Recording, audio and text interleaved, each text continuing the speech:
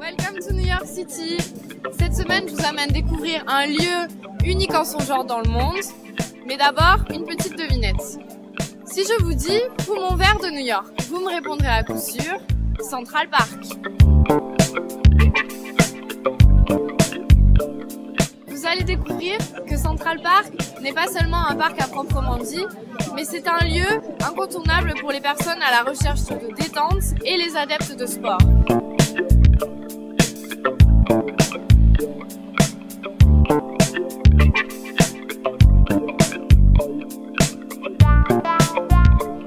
C'est aussi et surtout un lieu de rencontre, c'est pourquoi on la surnomme l'Agora du melting pot new-yorkais.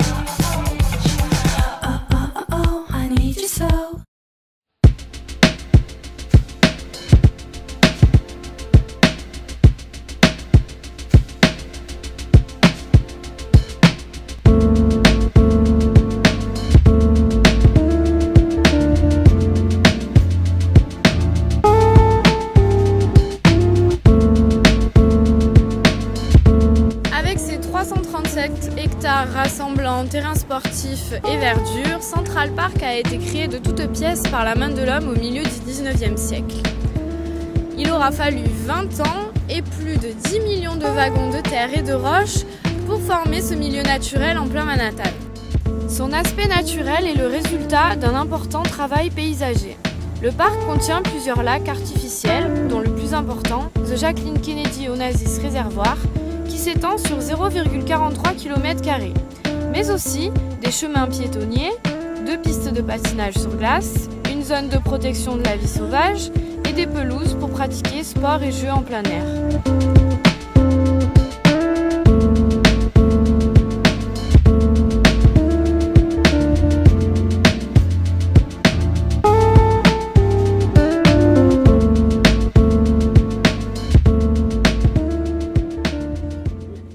Côté sport, les New-Yorkais ont pour l'habitude de faire leur jogging ou quelques tours en roller et à vélo autour du réservoir, le plus souvent avec leur iPod vissé à leurs oreilles.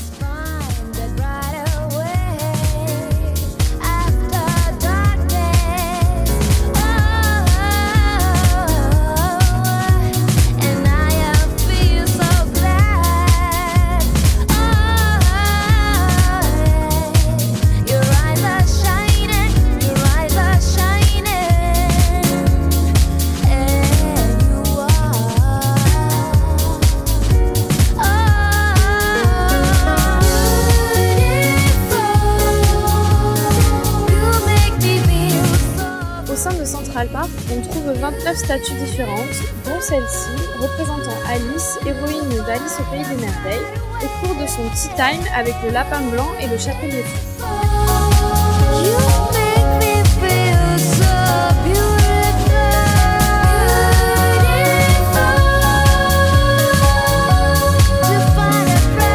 Cette sculpture a été créée par l'Espagnol José de Crifts et on peut y lire Alice au Pays des Merveilles, à la mémoire de ma femme Margarita de la Corte, qui aimait tous les enfants.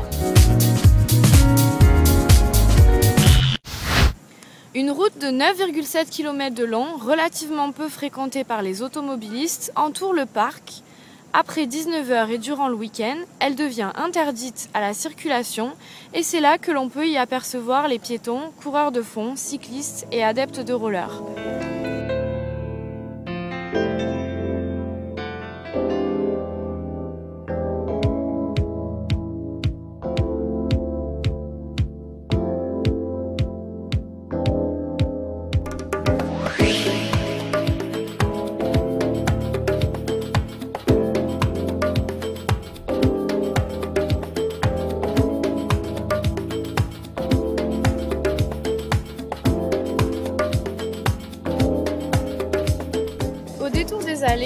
les bancs vous invitent à la détente. Sur certains d'entre eux, vous pourrez y apercevoir une plaquette à poser, sur laquelle est inscrite quelques mots dérobés à l'intimité de son propriétaire.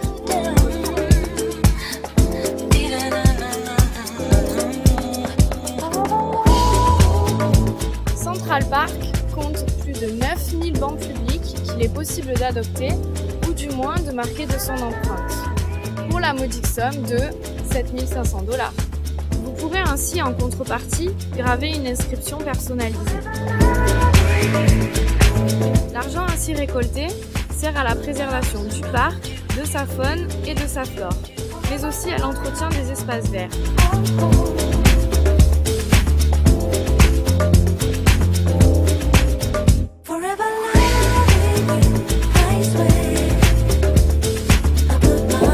C'est ainsi que notre journée se termine. Comme vous avez pu le voir, Central Park regorge de nombreux trésors. C'est pourquoi il est impossible de le visiter en une seule journée.